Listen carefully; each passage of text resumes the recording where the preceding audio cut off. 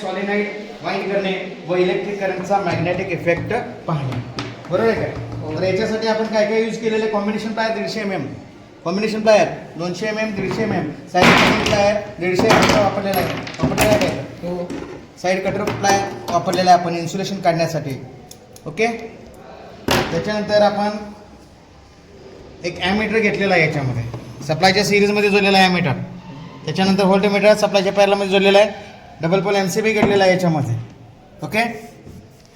त्याच्यानंतर आपण काय केलेलं आहे याला एक रॉड लोखंडी रॉड घेतलेला आहे. लोखंडी रॉडला काय लावलेला आहे वायसर लावलेला आहे. वायसर काय केलं आपण वेल्डिंग केलेलं आहे. ओके.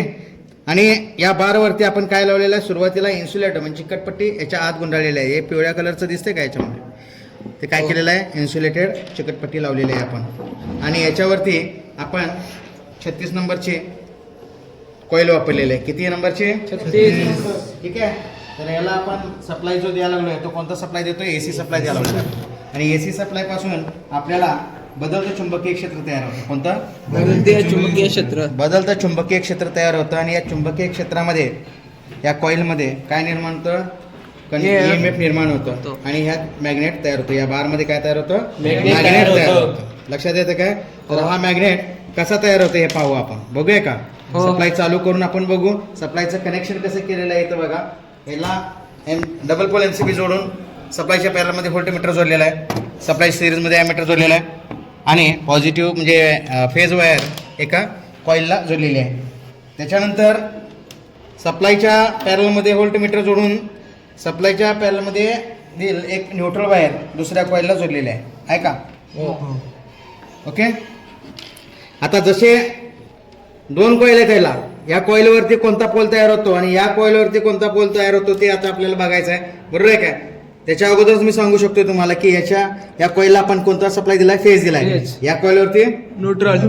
तर या फेजवरती आपल्याला N पोल तयार होईल आणि न्यूट्रलवरती S पोल तयार होईल. ओके. आपल्याला बघायचं आहे. आपल्याला चालू करा. चिटकलं का? हो चिटकलेलं आहे. तर बघा चिटकल्यानंतर इकडे लक्ष द्या ॲमीटर पण दाखवतोय का? ॲमीटर बघा. त्याच्यानंतर इकडं त्या इथं मध्ये ठेवतो मी स्क्रू. मध्ये काय होते चुंबकीय शक्ती अजिबात नाही दाखवते. ठीक आहे. साईडला चुंबकीय शक्ती भरपूर दाखवते. बरोबर आहे का? हो.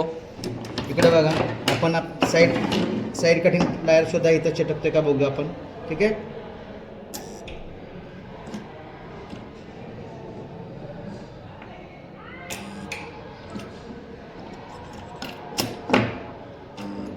चिटकलेला आहे इथं. ठीक आहे. लक्षात आलं? हो. तर हे वायसर किती स्पीडमध्ये ओढून घेते बघा. ठीक आहे. लक्षात आलं? हो. आमचा व्हिडिओ आवडला चॅनलला सबस्क्राईब करा, लाईक करा, शेअर करा, कमेंट करा.